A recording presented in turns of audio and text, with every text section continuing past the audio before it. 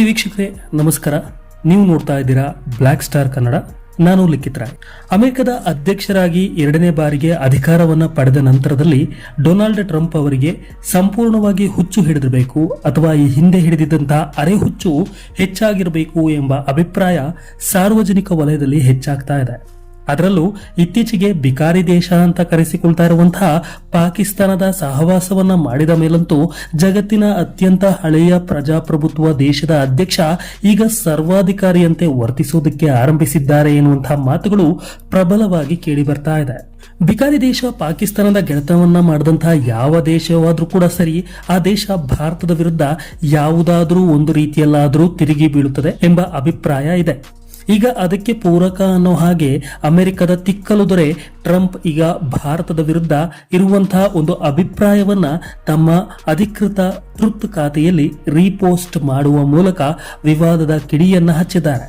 ಹೌದು, ಅಮೆರಿಕದ ರೇಡಿಯೋ ಜಾಕಿ ಆಗಿರುವಂತಹ ಇನ್ನೊಬ್ಬ ಹುಚ್ಚ ಎಂಬ ಕುಖ್ಯಾತಿಯನ್ನು ಪಡೆದಿರುವ ರೇಸಿಸ್ಟ್ ರೋಗಿ ಕಮೆಂಟೇಟರ್ ಒಬ್ಬ ಅಮೆರಿಕದ ಹಲವು ಕಂಪನಿಗಳನ್ನ ಭಾರತ ಮತ್ತು ಚೀನಿಯರೇ ನಿಯಂತ್ರಣದಲ್ಲಿ ಇಟ್ಟುಕೊಂಡಿದ್ದಾರೆ, ಇದರಿಂದ ಅಮೆರಿಕನ್ನರಿಗೆ ಉದ್ಯೋಗ ಸಿಗ್ತಾ ಇಲ್ಲ ಅಂತ ಹೇಳಿಕೆಯನ್ನು ನೀಡಿದ್ದಾನೆ. ಇದರ ಜೊತೆಗೆ ವಿಡಿಯೋ ಒಂದರಲ್ಲಿ ಆತ ಅಮೆರಿಕದಲ್ಲಿ ಜನಿಸುವ ಮಕ್ಕಳ ಬರ್ತ್ ರೇಟ್ ಹಾಗೂ ಅವರಿಗೆ ನೀಡಲಾಗುವ ಪೌರತ್ವ ಮತ್ತು ತದನಂತರದಲ್ಲಿ ಮಗುವಿನ ಸಂಬಂಧಿಕರು ಪೌರತ್ವವನ್ನು ತೆಗೆದುಕೊಳ್ಳುವ ಕುರಿತು ವ್ಯಾಪಕವಾಗಿ ಟೀಕೆ ಮಾಡಿ ಭಾರತ ಮತ್ತು ಚೀನಾದಂತಹ ನರಕದಿಂದ ಜನ ಬರ್ತಾರೆ ಎಂಬ ಅಂಶವುಳ್ಳ ವಿಡಿಯೋವನ್ನ ಈ ಮೈಕಾಸುರ ಮೈಕಲ್ ಶ್ಯಾವೆಜ್ ಸೃಷ್ಟಿಸಿ ತನ್ನ ವಿಷವನ್ನ ಕಕ್ಕಿದ್ದಾನೆ. ಈ ವಿಡಿಯೋ ಕುರಿತು ಒಂದೇ ಒಂದು ಪರಿಶೀಲನೆಯನ್ನ ನಡೆಸಿದ ಅಮೆರಿಕದ ಧೂರ್ತ ಅಧ್ಯಕ್ಷ ಟ್ರಂಪ್ ಇದನ್ನ ತನ್ನ ಟ್ರುತ್ ಖಾತೆಯಲ್ಲಿ ಶೇರ್ ಮಾಡಿಕೊಂಡಿದ್ದಾನೆ. ಇನ್ನು ಯಾವಾಗ ಟ್ರಂಪ್ನ ಈ ನೀಚ ಕೆಲಸ ವಿವಾದವನ್ನ ಹುಟ್ಟುಹಾಕ್ತೋ, ಸಾರ್ವಜನಿಕ ವಲಯದಲ್ಲಿ ವ್ಯಾಪಕ ಟೀಕೆಗೆ ಗುರಿಯಾಗಿತ್ತೋ, ಆವಾಗ ಎಚ್ಚೆತ್ತುಕೊಂಡಂತ ಟ್ರಂಪ್ ಇಂಡಿಯಾ ಗ್ರೇಟ್ ಕಂಟ್ರಿ, ಭಾರತದಲ್ಲಿ ನನ್ನ ಸ್ನೇಹಿತರೊಬ್ಬರು ಉನ್ನತ ಸ್ಥಾನದಲ್ಲಿದ್ದಾರೆ ಅಂತ ಪ್ರಧಾನಿ ಮೋದಿಯನ್ನ ಪರೋಕ್ಷವಾಗಿ ಹೋಳೋದಕ್ಕೆ ಮುಂದಾದ್ರು. ಇನ್ನು ಈ ಕುರಿತು ಎಲ್ಲಾ ಕಡೆ ವ್ಯಾಪಕ ಟೀಕೆ ಆಕ್ರೋಶ ವ್ಯಕ್ತವಾಗಿ ಅಮೆರಿಕದ ಅಧ್ಯಕ್ಷನ ನಡೆಯ ಕುರಿತು ವಿಮರ್ಶೆಗಳು ಬರ್ತಾ ಇದ್ದ ಹಾಗೆ ಈ ಕುರಿತು ಭಾರತದ ವಿದೇಶಾಂಗ ಇಲಾಖೆ ಕೂಡ ಪ್ರತಿಕ್ರಿಯೆಯನ್ನ ನೀಡಿದೆ. ಆದ್ರೆ ಇಲ್ಲಿ ಭಾರತದ ವಿದೇಶಾಂಗ ಇಲಾಖೆಯ ವಕ್ತಾರ ರಣಧೀರ್ ಜೈಸ್ವಾಲ್ ಮಾತನಾಡಿ, ಈ ಕುರಿತು ಬಂದ ವರದಿಗಳನ್ನ ನಾವು ಗಮನಿಸಿದ್ದೇವೆ, ಈ ವಿಚಾರವನ್ನ ನಾವು ದೊಡ್ಡದು ಮಾಡೋದಕ್ಕೆ ಹೋಗೋದಿಲ್ಲ ಎಂಬ ರೀತಿಯಾದ ಹೇಳಿಕೆಯನ್ನು ನೀಡಿದ್ದಾರೆ. ಇವರ ಈ ಹೇಳಿಕೆಯನ್ನು ನೋಡಿದಾಗ ಭಾರತದ ವಿದೇಶಾಂಗ ಇಲಾಖೆ ಅದ್ಯಾವಾಗ ಇಷ್ಟರ ಮಟ್ಟಿಗೆ ದುರ್ಬಲವಾಯಿತೋ ಗೊತ್ತಾಗ್ತಾ ಇಲ್ಲ. ಅಮೆರಿಕದ ಅಧ್ಯಕ್ಷ ಭಾರತವನ್ನ ನರಕ ಅಂತ ಉಲ್ಲೇಖಿಸಿದ ಪೋಸ್ಟ್ ಅನ್ನ ಹಂಚಿಕೊಂಡ ಮೇಲೆ ಕೂಡ ಅದನ್ನ ತೀವ್ರ ಸ್ವರೂಪದಲ್ಲಿ ಖಂಡಿಸಬೇಕಾದ ಕೇಂದ್ರದ ವಿದೇಶಾಂಗ ಇಲಾಖೆ ಈ ರೀತಿ ಹೇಳಿಕೆ ನೀಡಿರುವುದು ನಿಜಕ್ಕೂ ವಿಚಿತ್ರ ಅಂತ ಅನಿಸೋದಕ್ಕೆ ಶುರುವಾಗಿದೆ. ಮೋದಿ ಸರ್ಕಾರದ ಈ ವಿಫಲ ವಿದೇಶಾಂಗ ನೀತಿಯನ್ನೇ ಬಂಡವಾಳ ಮಾಡಿಕೊಂಡಿರುವ ನಮ್ಮ ಕೆಲಸಕ್ಕೆ ಬಾರದ ವಿಪಕ್ಷಗಳು ಈ ವಿಚಾರವನ್ನ ರಾಜಕೀಯವಾಗಿ ಬಳಸಿಕೊಂಡು ಕೇಂದ್ರ ಸರ್ಕಾರವನ್ನ ಯದ್ವಾ ತದ್ವಾ ಟೀಕೆ ಮಾಡ್ತಾ ಇವೆಯೇ ಹೊರತು ಅಮೆರಿಕದ ಹುಚ್ಚು ದೊರೆ ಡೊನಾಲ್ಡ್ ಟ್ರಂಪ್ ವಿರುದ್ಧ ಒಂದೇ ಒಂದು ಮಾತನ್ನ ಆಡ್ತಾ ಇಲ್ಲ ಅನ್ನೋದು ನಿಜಕ್ಕೂ ದುಃಖಕರ ಸಂಗತಿನೇ.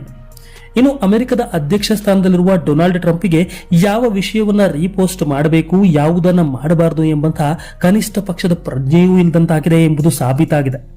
ಈ ಟ್ರಂಪ್ನ ಹುಚ್ಚಾಟಗಳು ಕಳೆದ ಕೆಲವು ತಿಂಗಳುಗಳಿಂದ ವಿಪರೀತವಾಗಿ ಹೆಚ್ಚಾಗ್ತಾ ಇದೆ. ಇದು ಕೇವಲ ಭಾರತದ ವಿರುದ್ಧ ಈತ ಪ್ರದರ್ಶಿಸುತ್ತಿರುವಂತಹ ಹುಚ್ಚುತನವಲ್ಲ. ಈ ಹಿಂದೆ ರಷ್ಯಾ ಮತ್ತು ಯುಕ್ರೇನ್ ನಡುವಿನ ಯುದ್ಧದ ಸಂದರ್ಭದಲ್ಲಿ ಯುಕ್ರೇನ್ ಪರ ಅಮೆರಿಕ ಬೆಂಬಲವನ್ನು ನೀಡುತ್ತೆ ಅಂತ ಜಗತ್ತು ಭಾವಿಸಿತ್ತು. ಆದರೆ ತಮ್ಮ ಅಧ್ಯಕ್ಷ ನಿವಾಸಕ್ಕೆ ಬಂದ ಯುಕ್ರೇನ್ ಅಧ್ಯಕ್ಷ ವೊಲದಿಮಿರ್ ಝೆಲೆನ್ಸ್ಕಿ ಅವರನ್ನ ಕರೆಯಿಸಿ ಅವಮಾನಿಸಿ ಕಳಿಸಿದ್ರು. ಅಮೆರಿಕದ ಆಪ್ತ ಮಿತ್ರ ಅಂತ ಕರೆಸಿಕೊಳ್ತಿದ್ದಂತಹ ನ್ಯಾಟೋ ದೇಶಗಳ ವಿರುದ್ಧ ಬಾಯಿಗೆ ಬಂದ ಹೇಳಿಕೆಯನ್ನು ನೀಡಿ ನ್ಯಾಟೋ ದೇಶಗಳ ಜೊತೆಗೆ ಇದ್ದ ಉತ್ತಮ ಸಂಬಂಧವನ್ನ ಹಾಳು ಮಾಡಿಕೊಂಡ್ರು. ಇದರ ಜೊತೆಗೆ ಫ್ರಾನ್ಸ್ ಅಧ್ಯಕ್ಷರ ವೈಯಕ್ತಿಕ ವಿಚಾರಗಳ ಕುರಿತು ಅತಿ ಕೆಟ್ಟ ಹೇಳಿಕೆಯನ್ನು ನೀಡಿ ಫ್ರಾನ್ಸ್ನ ವಿರೋಧವನ್ನ ಕಟ್ಟಿಕೊಂಡಿದ್ದಾರೆ. ಕೆನಡಾವನ್ನ ಅಮೆರಿಕದ ಮತ್ತೊಂದು ರಾಜ್ಯವನ್ನಾಗಿಸುತ್ತೇವೆ ಅಂತ ಹೇಳಿಕೆ ನೀಡುವ ಮೂಲಕ ಕೆನಡಾದ ಸಂಪೂರ್ಣ ವಿರೋಧವನ್ನು ಕಟ್ಟಿಕೊಂಡು ವಿವಾದಕ್ಕೆ ಸಿಲುಕೊಂಡಿದ್ದಾರೆ. ಇಸ್ರೇಲ್ ಜೊತೆಗೂಡಿ ಇರಾನ್ ವಿರುದ್ಧದ ಯುದ್ಧಕ್ಕೆ ಮುಂದಾಗಿ ಮಧ್ಯಪ್ರಾಚ್ಯದಲ್ಲಿ ಕೂಡ ಟ್ರಂಪ್ ಟೀಕೆಗೆ ಒಳಗಾಗಿದ್ದಾರೆ. ಇಷ್ಟು ಮಾತ್ರವಲ್ಲದೆ ತನ್ನ ಆಪ್ತ ದೇಶಗಳು ಎನಿಸಿಕೊಂಡ ಕೆಲವು ದೇಶಗಳ ಮೇಲೆ ಕೂಡ ಟ್ಯಾರಿಫ್ ಅನ್ನ ಹಾಕಿ ಆ ದೇಶಗಳ ನಂಬಿಕೆಯನ್ನು ಕೂಡ ಟ್ರಂಪ್ ಕಳೆದುಕೊಂಡಿದ್ದಾರೆ.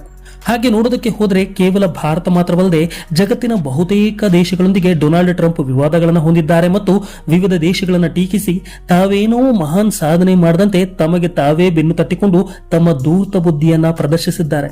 ದಶಕಗಳಿಂದ ಅಮೆರಿಕದ ಜೊತೆಗೆ ಇದ್ದ ದೇಶಗಳ ವಿರುದ್ಧ ಕೂಡ ಟ್ರಂಪ್ ತೆಗೆದುಕೊಳ್ಳುತ್ತಿರುವ ನಿರ್ಧಾರಗಳು ಅವರ ಪಕ್ಷದವರಿಗೆ ಇಷ್ಟವಾಗ್ತಾ ಇಲ್ಲ ಅನ್ನೋ ಮಾತುಗಳು ಕೇಳಿ ಬರ್ತಾ ಇವೆ.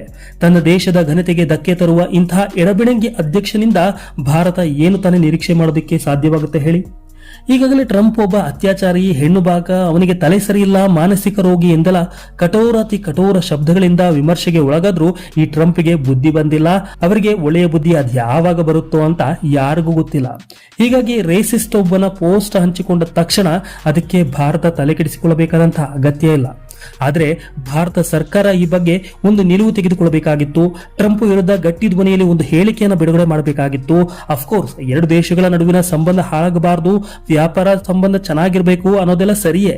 ಆದರೆ ಭಾರತದ ಘನತೆಗೆ ಧಕ್ಕೆ ಬರುವಂತಹ ಹೇಳಿಕೆಯನ್ನ ಅಮೆರಿಕದ ಅಧ್ಯಕ್ಷನೊಬ್ಬ ನೀಡ್ತಾ ಇದ್ದಾನೆ ಅಂದಾಗ ಆತನಿಗೆ ನಮ್ಮ ದೇಶದ ಬಗ್ಗೆ ಮಾತನಾಡುವ ಮುನ್ನ ನಾಲಿಗೆ ಬಿಗಿ ಹಿಡಿದು ಮಾತನಾಡಿ ಅನ್ನೋ ರೀತಿ ಒಂದು ಎಚ್ಚರಿಕೆಯನ್ನು ಕೊಡಬೇಕಾಗಿತ್ತು. ಅದನ್ನು ಬಿಟ್ಟು ನಾವು ಈ ವಿಷಯವನ್ನ ದೊಡ್ಡದು ಮಾಡೋದಕ್ಕೆ ಹೋಗೋದಿಲ್ಲ ಅಂತ ಹೇಳಿದ್ರೆ ಅದಕ್ಕೆ ಏನ್ ಅರ್ಥ ಇದೆ ಅಂತ ನೀವೇ ಒಮ್ಮೆ ಯೋಚಿಸಿ.